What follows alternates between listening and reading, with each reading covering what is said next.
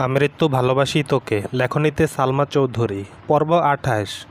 হাবিজাবি অনেক কিছু চিন্তা মেঘের মাথায় ঘুরছে। হঠাৎ মনে হলো, আচ্ছা আমার নাম তো মাহাদিবা, দিবা নাম তো দি দিয়ে শুরু, তাহলে কি আমি? কিন্তু এই জীবনে আবির ভাইয়ের সাথে আমার কখনো সুসম্পর্ক ছিল বলে তো আমার মনে হয় না। তাহলে বোধহয় আমি না, অন্য কেউ।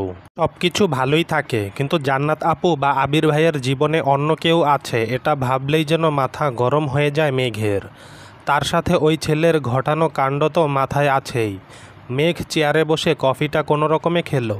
মাথা ব্যথার জন্য কিছুই ভালো লাগছে না, বেশি কান্না করছে, যার ফলে মাথা ব্যথাও অনেক বেশি হচ্ছে। কফিটা শেষ করে মেঘ টেবিলের উপর মাথা রেখে চোখ বন্ধ করে বসে আছে। ঘণ্টাখানেক পর আবির এসে ডাকছে, মেঘ। মেঘ দ্রুত গিয়ে দরজা খুলে আবার চেয়ারে বসে পড়ল। মাথা ব্যথার জন্য বসে থাকতে পারছে না, পুনরায় টেবিলে মাথা রেখেছে। আবির রুমে ঢুকে কপাল কুঁচকে তাকালো। টেবিলের উপর সব খাবারই পড়ে আছে, শুধু কফিটাই খেয়েছে। মেঘের কাছে গিয়ে ঠান্ডা কণ্ঠে শুধালো, মাথা ব্যথা করছে? মেঘ ওভাবেই উত্তর দিল, হ্যাঁ। আবির মেঘের দিকে তাকিয়ে ভারী কণ্ঠে শুধালো, খাসনি কেন কিছু? মেঘ মুখ তুলে তাকালো, তারপর মন খারাপ করে উত্তর দিল, খেতে ইচ্ছে করছে না। মেঘ পুনরায় প্রশ্ন করল, আমরা বাসায় যাব না? আবির গম্ভীর কণ্ঠে বলল, এই যে খাবার দিয়ে গেলাম, কিছুই খাসনি, বাসায় গিয়ে তো খাবি না, তাই তোকে খাইয়ে তারপর দিয়ে আসব। আবির পিএসকে ডেকে এক প্যাকেট কাচ্চি আর ঔষধ আনতে বলছে। আবির ফোন বের করে মামনিকে কল দিল। হালিমা খান কল রিসিভ করতেই আবির সালাম দিল। হালিমা খান সালামের উত্তর দিয়ে স্বাভাবিক কণ্ঠে শুধালেন, কিরে এ সময় কল দিলি যে, কোনো দরকার? আবির ঠান্ডা কণ্ঠে বলল, মেঘ আমার অফিসে আছে, এটার জানানোর জন্য তোমাকে কল দিয়েছি। গাড়ি জ্যামে আটকে ছিল, তাই আমি গিয়ে নিয়ে আসছি। আমার একটু কাজ আছে, শেষ করে ওকে নিয়ে বাসায় ফিরব। আর আঙ্কেলকে বলেছি গাড়ি নিয়ে বাসায় চলে যেতে। একসাথে কথাগুলো বলে তারপর থামলো। হালিমা খান হাসি মুখে উত্তর দিলেন, আচ্ছা ঠিক আছে। মেঘ জ্বালালে মাথা গরম করিস না বাবা, কাজ শেষ করে চলে আসিস। আবির মৃদু হেসে বলল, সমস্যা নাই, তুমি চিন্তা করো না। কল কাটতেই মেঘ বলল, আপনি আম্মুকে বললেন না কেন? আবির মেঘের দিকে তাকিয়ে উত্তর দিল, সব কথা সবসময় সবাইকে বলতে হয় না। মেঘ কিছুই বলছে না, চুপচাপ বসে আছে। এর মধ্যে তানভীর মেঘের নাম্বারে কল দিয়েছে। মেঘ রিসিভ করার আগেই আবির মেঘের ফোন নিয়ে রুম থেকে বেরিয়ে গিয়ে তানভীরের সাথে কথা বলছে। রুমে এসে মেঘের ফোন টেবিলের উপর রেখে পাশের চেয়ারে বসে গম্ভীর কণ্ঠে প্রশ্ন করল, কি হয়েছিল তোর সাথে? সম্পূর্ণ ঘটনা বল। মেঘ ঢোক গিলে ধীরে ধীরে বলা শুরু করলো, কিছুদিন যাবৎ কয়েকটা ছেলে কোচিংয়ের সামনে দাঁড়িয়ে থাকে, সিগারেট খায় আর কি খায়, আর মেয়েদেরকে উল্টাপাল্টা কথা বলে। অনেক স্টুডেন্ট একসাথে বের হয়, তাই কোচিংয়ের সামনে দাঁড়ানো যায় না। এজন্য আমি আর বন্যা প্রতিদিন বের হয়ে একটু সাইডে দাঁড়াই। আমাদের গাড়ি আসলে আমি চলে যাই, বন্যাও চলে যায়। কিন্তু বন্যা জ্বর সর্দি, এজন্য গতদিন আসেনি, আজও আসতে পারেনি। কোচিং থেকে বের হয়ে আমি অন্যান্য দিনের মতোই সাইডে দাঁড়িয়ে ড্রাইভার আঙ্কেলকে কল দিচ্ছিলাম। আঙ্কেল বলল জ্যামে আছে, একটু দেরি হবে, আমি যেন কোচিংয়ে ভেতরে বসি। আমি আবার যখন ঘুরে কোচিংয়ে যেতে নিব, তখনই কয়েকটা ছেলে পথ আটকে দাঁড়ায়। আমি সাইড দিয়ে বলছি, কিন্তু মাতালের মতো কী যেন বলছিল। আমি ভয়ে উল্টো দিকে হাঁটা শুরু করেছি। ওইখান থেকে একটা ছেলে আমার পিছু নিয়েছে। আমি দ্রুত হাঁটছিলাম আর ফোনে ভাইয়ার নাম্বারে কল দিয়েছিলাম। ওই ছেলে আজেবাজে কথা বলতে বলতে আমার কাছে চলে আসছে। তারপর আমি দৌড় শুরু করি। ওই ছেলে দৌড়ে এসে আমার হাত চেপে ধরে। আশেপাশে কোনো মানুষ নেই। আমি হাত ছাড়ানোর অনেক চেষ্টা করছি, কিন্তু পারছিলাম না। চিৎকার করছি, কিন্তু কেউ নেই। ওই ছেলে আমায় ধরতে নিলে দূর থেকে একটা লোক দৌড়ে আসে। ওই লোককে আসতে দেখে ছেলেটা দৌড় শুরু করে। অনেকটা যাওয়ার পর কয়েকজন মিলে ছেলেটাকে ধরে। আমি তখন আবারও ভাইয়াকে কল দিছি, ভাইয়া রিসিভ করেনি। তারপর বাধ্য হয়ে আপনাকে কল দিছি। ওই ছেলেকে আটকিয়ে 2-3 জন এসে আমাকেও নিয়ে গেছে সেখানে। অনেক জিজ্ঞাসাবাদ করেছে, পরে কেউ একজন পুলিশ কল দিছে। পূর্ণ মনোযোগ দিয়ে কথাগুলো শুনল আবির। দীর্ঘশ্বাস ছেড়ে নিজেকে শান্ত রাখার চেষ্টা করলো, কিন্তু তার চোখ যেন কিছুতেই শান্ত হতে চাইছে না। আবিরের চোখ রাগে জ্বলছে। আবির নিজের ফোন বের করে কি একটা টেক্সট কাকে পাঠিয়ে ফোন করে দুহাত টেবিলের উপর রেখে তার উপর মাথা রাখল। তার এই রুদ্রমূর্তি ধারণকৃত রূপ কোনোভাবেই যেন মেঘ না দেখে, তাই নিজেকে আড়াল করার চেষ্টা করছে। মেঘ নির্বোধের ন্যায় আবির ভাইয়ের চুলের দিকে চেয়ে আছে। সামনের দিকের লম্বা চুলগুলো টেবিলে পড়ে আছে। মেঘ মৃদু হেসে নিজের ডান হাত এগিয়ে দিল আবির ভাইয়ের চুলের দিকে। টেবিলে পড়ে থাকা চুলগুলোকে আলতোভাবে ছুঁয়ে দিল। ধমকের ভয়ে হাত সরিয়ে নিল সঙ্গে সঙ্গে। আবিরের নীরবতা দেখে আবারও ছুঁয়ে দিল আবিরের চুলে। মেঘের এমন কাণ্ডে আবিরের লুকোনো রাগান্বিত মুখমণ্ডলে অকস্মাৎ হাসি ফুটে উঠেছে। ক্ষণিকের ব্যবধানে আবির রাগী অভিব্যক্তি বদলে গেছে। মেঘ কিছুক্ষণ আবিরের চুল নিয়ে দুষ্টামি করে, চুল ছেড়ে স্বাভাবিক হয়ে বসল। তারপর শীতল কণ্ঠে ডাকল, আবির ভাই। সহসা সেই চিরচেনা সুমধুর কণ্ঠে উত্তর আসলো, মেঘ কয়েক সেকেন্ড এই ডাক শুনে মুগ্ধ হয়ে রইল। তারপর ঢুক গিলে ভয়ে ভয়ে প্রশ্ন করল, দেয়ালে যে ডি লেখা, ডি দিয়ে কার নাম? আবির মাথা তুলে ভ্রুকুচকে মেঘের দিকে চেয়ে নিরুদ্বেগ কণ্ঠে বলল, হবে কোনো এক ঢঙ্গি। আবির কথা ঘুরানোর জন্য শক্ত কণ্ঠে বলা শুরু করল, আজকের পর থেকে তোর কোনো ধরনের সমস্যা হলে বা যদি মনে হয় সমস্যা হতে পারে, সঙ্গে সঙ্গে আমায় কল দিবি। তানভীর ব্যস্ত থাকে, চাইলেও সব কিছু ম্যানেজ করতে পারে না, তাই তানভীরকে কল দেওয়ার আগে আমায় কল দিবি। আর কোচিংয়ে আপাতত তোর যেতে হবে না। কোচিংয়ে গেলে কেউ কিছু বলবে বা খারাপ আচরণ করবে তার জন্য নয়। তুই চাইলে ওইখানের সব কয়টা ছেলে এখনই তোর পায়ে ধরে মাফ চাইবে, আর কোনো দিন কোচিংয়ের আশেপাশেও আসবে না। কিন্তু সমস্যা হচ্ছে তুই তো এই বিষয়টা স্বাভাবিকভাবে নিতে পারবি না। তুই কোচিংয়ে যেতে আসতে ভয়। আমি চাই না আজে বাজে প্রেশার দিয়ে নিজের মাথাটা হ্যাং করে রাখিস। তার থেকে কোচিংয়ের রুটিন অনুসারে পড়বি, আমি প্রশ্ন নিয়ে আসব। জান্নাত তোর পরীক্ষা নিবে, দরকার হলে জান্নাত 3 ঘন্টা সময় নিয়ে পড়াবে তোকে। মেঘ আস্তে করে বলল, বেশি রাত হলে জান্নাত আবু কিভাবে যাবে? আবির কপাল কুঁচকে তাকালো, গম্ভীর কণ্ঠে উত্তর দিল, জান্নাতের চিন্তা তোর করতে হবে না, আগে নিজের চিন্তা কর। এর মধ্যে পিএস খাবার আর ঔষধ নিয়ে আসছে। মেঘকে খেতে দিয়ে আবির অফিসে বাকি কাজগুলো দ্রুত শেষ করছে। রাকিব আর রাসেলের সাথেও কথা বলে আসছে। পিএস ছেলেটা এক ফাঁকে আবিরের কাছে মাফও চেয়েছে। আবির সারাদিন যাবতই রাগে ফুঁসছে। অফিসের সবার সাথেই হুটহাট রাগ দেখাচ্ছে। নিজের রাগ কন্ট্রোল করতে পারছে না।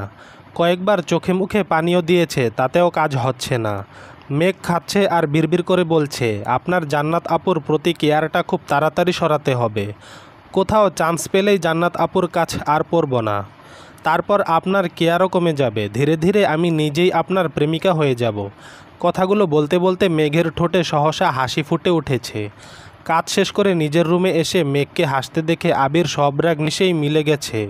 মনে মনে ভাবছে, তোর ওই হাসিতে কি এমন জাদু আছে যে হাসি আমার সব রাগ এক মুহূর্তেই নিঃশেষ করে দিয়ে সক্ষম। মেঘ তাকাতেই আবির নড়ে উঠল। স্বাভাবিক কণ্ঠে বলল, রেডি হয়ে নে, বাসায় যাব। মেঘকে বাসার সামনে নামিয়ে আবির গম্ভীর কণ্ঠে বলল, রুমে গিয়ে ডিরেক্ট ঘুমাবি, কাউকে কিছু বলার দরকার নেই। যদি কিছু বলতে হয় আমি বাসায় ফিরে বলবো। কয়েক ঘন্টা সময় পার হওয়াতে মেঘও অনেকটা স্বাভাবিক হয়ে গেছে। রুমে গিয়ে ফ্রেশ হয়ে ঘুমিয়ে পড়েছে। ঘন্টা দুয়েক পর চিল্লাচিল্লির শব্দে মেঘের ঘুম ভাঙে। করিডোর থেকে নিচে তাকিয়ে দেখে ভারীর 3 কর্তা সোফায় বসা। 3 কর্তি কিছুটা দূরে দাঁড়িয়ে আছে। সোফা থেকে কিছুটা দূরে আবির ভাই দাঁড়িয়ে আছে। দেখে মনে হচ্ছে ওনার মতো ভদ্র আর শান্ত ছেলে দ্বিতীয় আর নেই। আবিরের থেকেও কিছুটা দূরে দাঁড়িয়ে আছে তানভীর। আলী আহমদ খান চিৎকার দিয়ে উঠলেন, তোমাকে এতবার সাবধান করার পর আবারও মারপিট কেন করেছ? বড় আব্বুর রাগান্বিত স্বরে মেঘের শরীর কেঁপে উঠল। আবির ভাই তো জানতে চাইনি, তাহলে বড় আব্বু জানালো কিভাবে? এই বাড়িতে আসার পর থেকেই আবির ভাইকে প্রতিনিয়ত নিষেধ করা হচ্ছে, কিন্তু আজ তো মেঘ নিজের চোখে আবির ভাইয়ের ক্রোধ দেখেছে, মারপিট দেখেছে। আজ আবির ভাইয়ের কী হবে এটা নিয়ে ভাবনায় পড়ে গেছে মেঘ। অথচ আবির ভাইয়ের মধ্যে কোনো ভয় ডর কিছুই নাই। মেঘ সবেমাত্র ঘুম থেকে উঠেছে, এলোমেলো চুল আর ক্লান্ত মুখশ্রী নিয়ে ধীরে ধীরে সিঁড়ি বেয়ে কিছুটা নিচে নামলো। আবিরকে নিরুত্তর থাকতে দেখে আলী আহমদ খান পুনরায় ধমকে উঠলেন, কথা কেন বলছো না? গুন্ডামি করার জন্য তুমি দেশে আসছ? আবির বনিতা ছাড়াই উত্তর দিল, এই বাড়ির মেয়ের গায়ে কেউ হাত দিবে আমি তা সহ্য করতে পারবো না। আলী আহমদ খান পুনরায় বললেন, সহ্য করতে না পারা এক বিষয়, মারপিট করা অন্য বিষয়। মারপিট কেন করলা? লোকে কি বলবে? বিদেশ থেকে পড়াশোনা করে দেশে ফিরেছে ছেলে, সে এখন রাস্তাঘাটে মারপিট করে? আবির মাথা নিচু করে ভারী কণ্ঠে বলল, আফসোস, আমাকে নিয়ে যতটা মাথা ঘামাচ্ছেন আর কিছুটা মাথা যদি ওই ছেলেগুলোর জন্য ঘামাতেন তাহলে কেন মেরেছি প্রশ্নটা আমায় করতেন না। মোজাম্মেল খান কঠিন স্বরে বললেন, ওই ছেলেগুলোর জন্য আইন আছে, পুলিশ আছে, তোমাকে তো দায়িত্ব দেয়া হয়নি। তুমি ছেলেকে না মেরে মেঘকে নিয়ে চলে আসতে পারতে। আবির বিড়বিড় করে বলল, আইন আর পুলিশ ছিল বলেই তো ওইগুলারে আবার পিটাতে হয়েছে। ইকবাল খান চিন্তিত স্বরে বললেন, দেখ আবির, এসপি আমার বন্ধু ছিল আর তোকে চিনছে বিধায় ঝামেলা করেনি, আর আমাকেও কল দিয়ে জানিয়েছে। এখানে অন্য কেউ থাকলে তো ঝামেলা হইতো। আলী আহমদ খান পুনরায় বলে উঠলেন, মান সম্মানের চিন্তা কি এই ছেলের আছে? আবির রাগ কন্ট্রোল করতে না পেরে চিৎকার করে উঠল, আমায় ক্ষমা করবেন, আমি আপনাদের মতো ভদ্রলোকের মুখোশ পরে চলতে পারবো না, আর আপনাদের মতো পাষাণ হৃদয় নিয়ে বাঁচতে পারবো না। কেউ আমায় গণ্ডিতে ছোঁয়ায় চেষ্টা করলে সেই হাত ভেঙে দিতে আমি দ্বিতীয়বার ভাবব না। কথাগুলো বলে সিঁড়ি দিয়ে উঠতে গিয়ে মেঘকে দেখে দ্বিতীয়বার ধমকে উঠল, তোকে ঘুমাতে বলছি, বের হইছিস কোন সাহসে? আবিরের পিছন পিছন মেঘও নিজের রুমে ছুটে গেছে। ড্রয়িং রুমে পিনপতন নীরবতা। তানভীর নিষ্পলক তাকিয়েছিল আবিরের যাওয়ার পথে। তানভীরের চোখের সামনে ভেসে উঠেছে কিছুক্ষণ আগে আবিরের ঘটানো তাণ্ডব। যে কয়টা ছেলে কোচিংয়ের সামনে ছিল সব কটাকে ধরে এনে মেরে অধমরা করেছে, আর যেই ছেলেটা মেঘের হাত ধরেছিল ওই ছেলেকে পুলিশ শাসিয়ে ছেড়ে দিয়েছিল। ওই ছেলেকে এনে ধারালো ছুরিতে এই ছেলের হাত কাটছে। গলা কাটার জন্য উঠে পড়ে লেগেছিল, কিন্তু রাকিব, রাসেল আরও কয়েকজন মিলে জোর করে আটকিয়েছে। আবিরের রাগ কন্ট্রোলের একমাত্র পন্থা হলো মেঘ। মেঘের কথা বলে অনেক কষ্টে আবিরকে শান্ত করে রক্তে রঞ্জিত জামা পাল্টিয়ে বাড়ি ফিরিয়ে নিয়ে আসছে তানভীর। আর রাকিব, রাসেল সহ বাকিরা ওইগুলোরে হাসপাতালে নিয়ে গেছে, যেখানে দুপুরে রাস্তায় সামান্য মারের কারণে বাড়ির মানুষের এত প্রশ্নের সম্মুখীন হতে হয়েছে। সেখানে বাড়ির মানুষ যদি দ্বিতীয় দফায় মার সম্পর্কে জানতে পারে তাহলে নিশ্চিতভাবে দু একজন হার্ট অ্যাটাক করবে। সকলের নীরবতা দেখে তানভীরও নিজের রুমে চলে গেছে। ঘণ্টাখানেক পর মেঘ চুপি চুপি নিজের রুম থেকে বেরিয়ে আবির ভাইয়ের রুমের দিকে যায়। আবিরের রুমে দরজা লাগানো, ভেতর থেকে রাগান্বিত কণ্ঠে হুঙ্কার শোনা যাচ্ছে। ফোনে হয়তো কাউকে ঝাড়ছেন। ভয়ে মেঘ দৌড়ে নিজের রুমে চলে গেছে। কয়েকদিন কেটে গেছে। আবির ইদানিং বাড়ির সবাইকে এড়িয়ে চলে, একসাথে খায় না। অফিসে গেলেও নিজের মতো কাজ শেষ করে চলে যায়। মেঘ তো ভয়ে সামনেই যায় না। গত 3 মাসে আবির ভাইয়ের এত রাগ সে আগে দেখেনি। আবির ভাইকে দেখলেই আতঙ্কে থাকে। ঠিকই লুকিয়ে লুকিয়ে আবির ভাইয়ের যাওয়া আসা দেখে। মাঝখানে নির্বাচন হয়ে গেছে।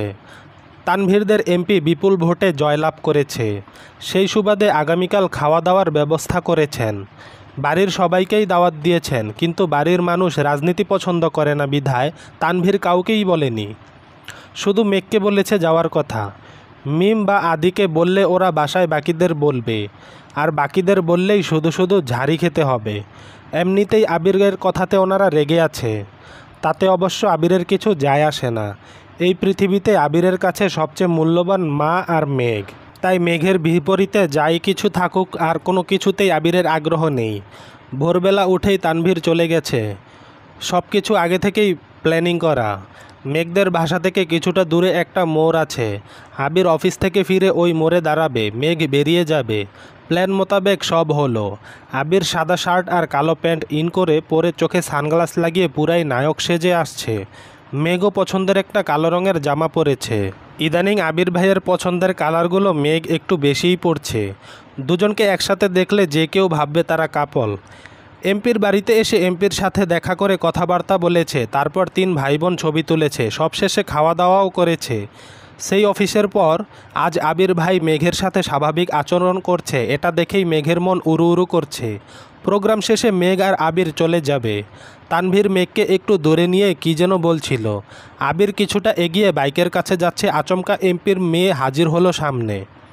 এমপির মেয়ে হাসি মুখে জিজ্ঞেস করলো, আসসালামু আলাইকুম ভাইয়া, কেমন আছেন? আবির স্বাভাবিক কণ্ঠে উত্তর দিল, ওয়ালাইকুম আসসালাম, আলহামদুলিল্লাহ ভালো, তুমি কেমন আছো? মেয়েটা হেসে উত্তর দিল, আলহামদুলিল্লাহ অনেক ভালো। আব্বু এমপি হয়েছেন, তার ক্রেডিট তানভীর ভাইয়া সহ আরও অনেকের। আপনিও শুনেছি অনেক হেল্প করেছেন, তার জন্য ধন্যবাদ। আবির মৃদু হাসলো আর কিছুই বলল না। মেয়েটা আবার প্রশ্ন করল, ভাইয়া আপনার গার্লফ্রেন্ড কেমন আছে? আবির মৃদু হেসেই উত্তর দিল, আলহামদুলিল্লাহ ভালো। তানভীর মেঘকে বিদায় দিয়ে ভেতরে চলে গেছে। মেঘ আবির ভাইয়ের দিকে তাকাতেই চোখে পড়ল একটা সুন্দরী মেয়ে আবির ভাইয়ের সাথে কথা বলছে। ভালোভাবে দেখতেই মনে পড়ল আবির ভাইয়ের ফোন থেকে ব্লক করা সেই মেয়েটা, মানে এমপির মেয়ে। আবির ভাইয়ের সাথে কথা বলছে দেখে মেঘের মেজাজ খারাপ হয়ে যাচ্ছে। এক প্রকার দৌড়ে মেঘ আবির ভাইয়ের পাশে গিয়ে দাঁড়ালো। মেয়েটা মেঘের দিকে তাকিয়ে মুখ গোমরা করে ফেলল, ঠান্ডা কণ্ঠে শুধালো, উনি কি আপনার গার্লফ্রেন্ড? এমপির মেয়ে এমন প্রশ্নে মেঘ ভ্যাবাচেকা খেল। তীব্র উৎসাহ নিয়ে তাকিয়েছে আবির ভাইয়ের চোখে মুখে। এজন্য আবির ভাইয়ের মনের কথা জানার বিশাল সুযোগ। এই সুযোগ হাতছাড়া করতে চায় না মেঘ। বৃহৎ নয়নে চেয়ে আছে আবির ভাইয়ের চোখমুখ নিরীক্ষণ করছে। আবির ভাই চোখের ইশারায় কিছু বললে সেটাও আজ বুঝে নিবে অষ্টাদশী। আবির মেঘের দিকে তাকিয়ে এক পলক তাকালো, পুনরায় চোখ সরিয়ে গম্ভীর কণ্ঠে বলল, না, ও আমার কাজিন। এই সামান্য কথায় অষ্টাদশীর হৃদয় ভেঙে চূর্ণ বিচূর্ণ হয়ে গেছে। মেয়েটা হাসি মুখে মেঘকে এটা সেটা জিজ্ঞেস করেছে, মেঘ মনের বিরুদ্ধে উত্তরগুলো দিয়েছে। মেয়েটা বিদায় নিয়ে চলে গেছে, কিন্তু মেঘ এক পাও নড়ছে না। ছলছল নয়নে চেয়ে আছে আবির ভাইয়ের দিকে। মনে মনে ভাবছে, আমি কি শুধুই মোহের পিছনে ছুটছি? চলবে। গল্পটি কেমন হয়েছে লাইক ও মন্তব্য করে অবশ্যই জানাতে ভুলবেন না। চ্যানেলটি সাবস্ক্রাইব করে পাশে থাকবেন। ধন্যবাদ।